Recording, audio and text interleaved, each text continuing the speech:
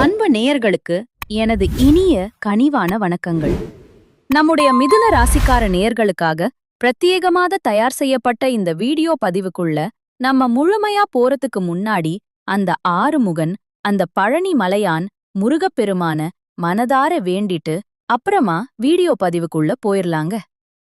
ஓம் முருகா போற்றி, ஓம் முருகா போற்றி, ஓம் முருகா போற்றி, என்னை காக்கும் செந்தில் வடிவேலனே போற்றி. நிச்சயமாக உங்களுக்கு இனிமேல் நல்லதே நடக்கும். நல்லது மட்டும்தான் நடக்குங்க. பொதுவாவே நம்ம மிதுன ராசிக்காரங்களை எடுத்துக்கிட்டோம்னா அவங்க ரொம்பவே துருதுருன்னு சுறுசுறுப்பா இருப்பாங்க. அதே நேரத்துல அவங்களுக்கு கோபம்ங்கிறது கொஞ்சம் மூக்குக்கு மேலேயே இருக்குங்க. ஆனா இவங்கள பொறுத்த வரைக்கும் ஒரு பெரிய பிளஸ் பாயிண்ட் என்னன்னா, நான் மட்டும் நல்லா இருக்கணும் அப்படிங்கிற சுயநல எண்ணம் இவங்க கிட்ட துடி கூட கிடையாதுங்க. தன்னை சுத்தி இருக்கக்கூடிய அத்தனை பேருமே எல்லோருமே சந்தோஷமா நல்லா இருக்கணும் அப்படிங்கிற அந்த ஒரு பொதுநல குணத்தோட தான் இவங்க வாழ்ந்துகிட்டு இருக்காங்க. இவங்கள பொறுத்த வரைக்கும் தன்னோட சொந்தொந்த வாழ்க்கையில எத்தனை இடி விழுந்தாலும் எத்தனை பிரச்சனைகள் வந்தாலும் அத பத்தி இவங்க துளி கூட கவலைப்பட மாட்டாங்க. ஆனா இவங்களுக்கு நெருங்கிய ஒரு உறவோட வாழ்க்கையில ஒரு சின்ன பிரச்சனைன்னு வந்துட்டா போதும் துடிச்சு போயிருவாங்க. ஓடிப்போய் அவங்களுக்கு உதவி செய்யக்கூடிய அந்த ஈர மனசு இவங்களுக்கு உண்டுங்க. இவங்க நட்புக்கு ரொம்பவே முக்கியத்துவம் தருவாங்க. சொல்லப்போனா தன்னோட உண்மையான நண்பனுக்காக உயிரை கொடுக்க கூட இவங்க தயங்கவே மாட்டாங்க. மத்தவங்க எல்லாரும் இது நம்மனால முடியாதுப்பா அப்படின்னு ஒதுக்கி வச்ச காரியத்தை கூட ரொம்ப அழகா திட்டம் தீட்டி விடாமுயற்சி பண்ணி அந்த காரியத்தில மாபெரும் வெற்றி அடையக்கூடிய வல்லமை படைத்தவங்க இவங்க. இவ்வளவு அருமையான நற்குணங்களை கொண்ட மிதுன ராசிக்கார அன்பர்களே, எல்லாரும் எப்படி இருக்கீங்க? நலமா இருக்கீங்களா? ஏங்கம்மா, நீங்க வேற எங்கள பார்த்து இப்படி ஒரு கேள்வி கேக்குறீங்களே. நாங்களே ஒவ்வொரு நாளும் கண்ணீர் சிந்திதான் வாழ்ந்துகிட்டு இருக்கோம். எங்க வாழ்க்கையில நிம்மதி அப்படிங்கிற பேச்சுக்கே துளி கூட இடம் கிடையாதுங்க அப்படின்னு நீங்க உங்க மனசுக்குள்ள நினைக்கிறது எனக்கு தெளிவா புரியுதுங்க மிதுன ராசிக்காரர்களே. ஆனா ஒன்னு தெரிஞ்சுக்கோங்க, உங்க வாழ்க்கையில இதுநாள் வரைக்கும் நீடிச்ச இந்த கஷ்டமான சூழ்நிலை, இந்த சோதனையான காலங்கள் எல்லாமே இனி வரக்கூடிய காலங்கள்ல அப்படியே பனி போல மறையப் போகுதுங்க. உங்க வாழ்க்கையே இனி வரக்கூடிய காலங்கள்ல ஒரு சொர்க்க வாழ்க்கையா, ஒரு வசந்த காலமா மாறப்போகுதுங்க. இதுநாள் வரைக்கும் இவன் சரிபட மாட்டான் அப்படின்னு சொல்லி வேண்டாம்னு உதறி தள்ளிட்டு போன உங்க சொந்த பந்தங்கள், உறவினர்கள் எல்லோருமே இனி வரக்கூடிய காலங்கள்ல உங்கள தேடி தானாவே வரப்போறாங்க. முக்கியமா திருமணமாகாத இளைஞர்களுக்கும் இளம் பெண்களுக்கும் அந்த திருமணத் தடை முற்றிலுமாக நீங்கி உங்களுக்கேற்ற அந்த சரியான பொருத்தமான வாழ்க்கை துணையோடு கூடிய சீக்கிரமே கெட்டி மேளம் கொட்டப்போகுது. குழந்தை பாக்கியம் இல்லையேன்னு ஏங்குற தம்பதிகளுக்கு அந்த மழலை செல்வம் குழந்தை பாக்கியம் நிச்சயமாக கிடைக்கப் போகுதுங்க. அது மட்டும் இல்லாம பூர்வீக சொத்து ரீதியாக உங்களுக்கு இருந்த அந்த இழுபறிகள் அத்தனை பிரச்சனைகளுக்கும் ஒரு சுமூகமான தீர்வு கிடைக்கப் போகுது. உங்களுக்கு முறைப்படி வரவேண்டிய அந்த பூர்வீக சொத்து இதோ உங்க கைக்கு வந்து சேரப்போகுதுங்க. நம்மளுடைய மிதுன ராசிக்காரங்கனால அவங்க அறிவாற்றலுக்கும் அந்த பேச்சாற்றலுக்கும் ரொம்பவே பெயர் பெற்றவங்க. புதன் பகவான ராசி அதிபதியாக கொண்ட இவங்க ஒரே நேரத்துல பல காரியங்கள ரொம்ப துல்லியமாக கச்சிதமாக செய்யும் திறன் படைத்தவங்க. அப்படி இருந்தாலும் கடந்த 2025ஆம் ஆண்டுல பல சவால்கள இவங்க சந்திச்சாங்க. அந்த இரட்டை மனநிலை காரணமா தேவையில்லாத குழப்பங்கள் இவங்களுக்கு வந்துச்சு. ஆனா இவங்க எப்படின்னா தங்கள் கஷ்டங்கள மத்தவங்களுக்கு தெரியவே விடமாட்டாங்க. மனசுக்குள்ள துக்கத்தை வச்சுக்கிட்டு வெளியில ரொம்ப கலகலப்பாகவும் மகிழ்ச்சியாகவும் இருக்கிறது போல இவங்க காட்டிட்டு இருப்பாங்க. இப்போ பாருங்க, 2026 பிப்ரவரி மாதத்துக்கு பிறகு சூரிய பகவான் உங்கள் ராசிக்கு 9ஆம் வீடான கும்பம் ராசிக்கு பெயர்ச்சியாகிறாரு. இதனால உங்களுக்கு பூர்வீக சொத்து விவகாரங்கள்ல இருந்த சிக்கல் தீரும். தந்தை வழியிலான உறவுகள் மூலமா உங்களுக்கு ஏகப்பட்ட நன்மைகள் கிடைக்கும். நீங்க எடுக்கக்கூடிய ஒவ்வொரு புது முயற்சியும் அத்தனையும் வெற்றியா மாறப்போகுது. பொருளாதார ரீதியாக பாத்தீங்கன்னா ஒரு அசுப வளர்ச்சி ஏற்படும். நீங்க மத்தவங்க கிட்ட கையேந்தின காலம் போய் இப்போ மத்தவங்களுக்கு நீங்க உதவி செய்யக்கூடிய அந்த உயர்ந்த நிலைக்கு நீங்க உயருவீங்க. வேலை தேடிட்டு இருக்கக்கூடிய இளைஞர்களுக்கு அவங்க தகுதிக்கு ஏத்த மாதிரி ஒரு நல்ல வேலை கிடைக்கும். குறிப்பா பாத்தீங்கன்னா வங்கித்துறை, தகவல் தொழில்நுட்பம், கலைத்துறை மற்றும் ஊடகத்துறையில இருக்கிறவங்களுக்கு இது உண்மையிலேயே ஒரு பொற்காலமாய் அமையப் போகுது. உங்களுக்கு பதவி உயர்வு, கை நிறைய ஊதிய உயர்வு இதெல்லாம் கிடைக்கும். புதிய தொழில் தொடங்கணும்னு நினைக்கிறவங்களுக்கு அதுக்கான முதலீடுகள் தாராளமா கிடைக்கும். வியாபாரத்துல லாபம் பல மடங்கு அதிகரிக்கும். குடும்ப வாழ்க்கையில ஒரு சுமூகமான ஒற்றுமை பிறக்கும். முக்கியமா உங்க குழந்தைகளோட கல்வி மற்றும் அவங்களோட எதிர்காலம் குறித்த கவலைகள் உங்கள விட்டு முழுசா நீங்கும். திருமணத் தடை நீங்கும். குழந்தை வாக்கு நிச்சயமா இந்த காலகட்டத்தை உங்களுக்கு கிடைத்தே தீருங்க. உடல் ஆரோக்கியத்துல கூட ஒரு நல்ல முன்னேற்றம் ஏற்படும். கடந்த காலங்கள்ல உங்கள வாட்டி எடுத்த அந்த நரம்பு தளர்ச்சி, தூக்கமின்மை, மன அழுத்தம் இது எல்லாமே கொஞ்சம் கொஞ்சமா குறைஞ்சிரும். உங்க எதிரிகளோட சூழ்ச்சிகள் எல்லாமே இப்போ தவிடுபடியாகும். சமூகத்துல நீங்க பேசக்கூடிய ஒவ்வொரு வார்த்தைக்கும் ஒரு தனி மதிப்பும் மரியாதையும் கூடும். அரசு வழியில் உங்களுக்கு வரவேண்டிய அந்த சலுகைகள், மானியங்கள் எல்லாம் தடையின்றி கிடைக்கும். ரொம்ப நாளா உங்களுக்கு இருந்த அந்த வெளிநாடு செல்லும் கனவு நிச்சயமாக நினைவேறப் போகுது. நேர்களே, மிதுன ராசிக்காரங்க சில ஆன்மீக வழிபாடுகளை செஞ்சா இன்னும் சிறப்பா இருக்கும். புதன்கிழமை தோறும் தவறாம விஷ்ணு சகஸ்ரநாமம் கேளுங்க. பக்கத்துல இருக்கிற பெருமாள் கோயிலுக்கு போயிட்டு வாங்க. ஏழை மாணவர்களுக்கு அவங்க படிப்புக்கு தேவையான நோட்டு, புத்தகம் மாதிரியான உபகரணங்களை தானமா வழங்குங்க. சனிக்கிழமை தோறும் ஆஞ்சநேயர் வழிபாடு செய்யுங்க. அது உங்களுக்கு மன தைரியத்தை கொடுக்கும். பசுக்களுக்கு பச்சை புல், அப்படி இல்லனா அகத்திக்கீரைய வாங்கி கொடுங்க. புதன்கிழமை அன்னைக்கு பச்சை நிற வஸ்திரங்களை ஏழைகளுக்கு தானம் செய்யுங்க. முக்கியமான விஷயம் என்னன்னா, எக்காரணம் கொண்டும் உங்க தன்னம்பிக்கைய மட்டும் கைவிட்றாதீங்க. உங்களால செய்ய முடியாத வேலை அப்படிங்கறது இந்த உலகத்துல எதுவுமே கிடையாதுங்க. நிச்சயமா உங்களால உங்க வாழ்க்கையில மிகப்பெரிய வெற்றி அடைய முடியுங்க. இதுநாள் வரைக்கும் உங்கள வேண்டாம்னு உதறி தள்ளிட்டு போன அந்த சொந்த பதந்தங்கள், உறவினர்கள் எல்லோருமே இனி வரக்கூடிய காலங்கள்ல உங்கள தேடி வரப்போறாங்க.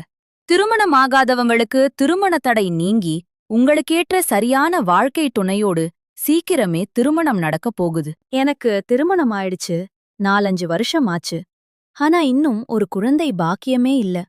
போகாத கோவில் இல்ல, பண்ணாத பரிகாரம் இல்ல அப்படின்னு நினைச்சு கண்ணீர் சிந்தித்து இருக்கக்கூடிய எல்லாருக்குமே இனி வரக்கூடிய காலங்கள்ல ஒரு நல்ல மழலை செல்வம், குழந்தை பாக்கியம் கிடைக்கப் போகுதுங்க. பூர்வீக சொத்து ரீதியாக இருந்த அனைத்து பிரச்சனைகளுக்கும் ஒரு நிரந்தர தீர்வு கிடைக்கப் போகுது. உங்களுக்கு நியாயமா வந்து சேர வேண்டிய அந்த பூர்வீக சொத்து இதோ உங்க கையில வந்து சேரப்போகுதுங்க. இதுநாள் வரைக்கும் நீங்க பணங்காசுக்கு ரொம்ப கஷ்டப்பட்டு 4-5 பேர்கிட்ட கடன் வாங்கிதான் வாழ்ந்திருப்பீங்க. ஆனா இனி வரக்கூடிய காலங்கள்ல நீங்க 4-5 பேருக்கு பணங்காசு கடன் கொடுக்கக்கூடிய அளவுக்கு ஒரு வசதி வாய்ப்புள்ள, செல்வாக்கு உயர்ந்த வாழ்க்கைய நீங்க வாழப் போறீங்க. உங்களுடைய படிப்புக்கும் உங்களுடைய தகுதிக்கும் ஏற்றாற்போல ஒரு கௌரவமான வேலை எல்லாம் உங்களுக்கு கிடைக்கப் போகுது.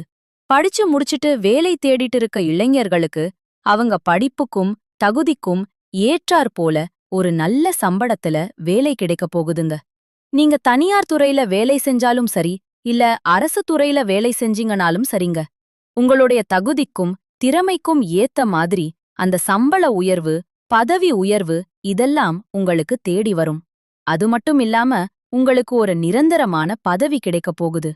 உங்களுடைய வாழ்க்கையே இனி ஒரு சொர்க்க வாழ்க்கையாக மாறப்போகுது. உங்களுடைய நீண்ட கால ஆசைகள், கனவுகள் எல்லாமே ஒவ்வொன்னா நிறைவேறப் போகுதுங்க. உங்க குடும்பத்துல தடைப்பட்டிருந்த சுபகாரியங்கள் இனி வரிசையா நடக்கப் போகுது. உங்க வாழ்க்கையில இருந்த அத்தனை பிரச்சனைகளுக்கும் தீர்வு கிடைச்சு உங்களுடைய உடல்நிலை ரொம்ப ஆரோக்கியமா இருக்கப் போகுது. இதுநாள் வரைக்கும் உங்கள தூக்கி எரிஞ்சிட்டு போனவங்க இனி உங்கள தேறி வருவாங்க. புதுசா நீங்க நிலம் வாங்க போறீங்க, சொந்த வீடு கட்ட போறீங்க, தங்கம் நகட்ட எல்லாம் நிறைய வாங்க போறீங்க. உங்க குடும்பமே ஒரு மகிழ்ச்சியான வாழ்க்கைய வாழ போகுதுங்க.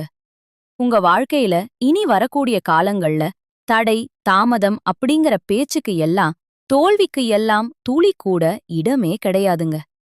ஜோதிட சாஸ்திரத்துல காலபுருஷ தத்துவப்படி 3ஆவதா அமைந்துள்ள ராசிதாங்க நம்மளோட மிதுனம் ராசி. நம்மளோட மிதுனம் ராசிக்காரங்க பிறப்பிலேயே ரொம்ப தைரியசாலியா இருப்பாங்க. இந்த மிதுனம் ராசியினுடைய அதிபதி யாருன்னு பாத்தீங்கன்னா அவர்தாங்க புதன் பகவான். மிதுனம் ராசியில இருக்கக்கூடிய நட்சத்திரங்கள் யார் யாருன்னு பாத்தீங்கன்னா மிருகசீரிசம் 3 மற்றும் 4ஆம் பாதங்கள், அப்புறம் திருவாதிரை முழுமையாக, புனர்பூசம் 1, 2 மற்றும் 3ஆம் பாதங்கள்.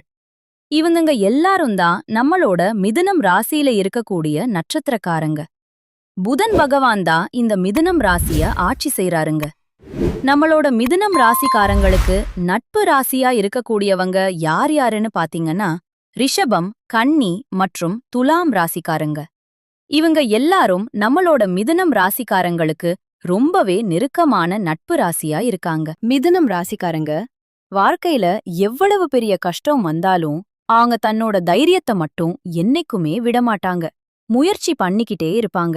அடுத்தவங்க இத செய்ய முடியாதுன்னு ஒதுக்கி வச்ச காரியத்தை கூட ரொம்ப அழகா திட்டம் தீட்டி அந்த காரியத்தில வெற்றி அடையக்கூடியவங்களா இருப்பாங்க. நம்மளோட மிதுனம் ராசிக்காரங்க எப்போதுமே ரொம்ப சுறுசுறுப்பா இருப்பாங்க. மீன் போன்ற அந்த அழகான கண்களை கொண்டவங்களா இவங்க இருப்பாங்க.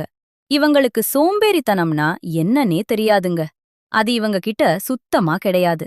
எந்த ஒரு விஷயத்திலும் ரொம்ப நிதானத்தோட முடிவெடுக்கக்கூடிய திறமையுடைய மிதுன ராசி அன்பர்களே, இந்த மாதம் உங்க ராசிநாதன் புதன் பகவான் பாக்கியஸ்தானத்தில பாதசார சஞ்சாரம் செய்றாரு.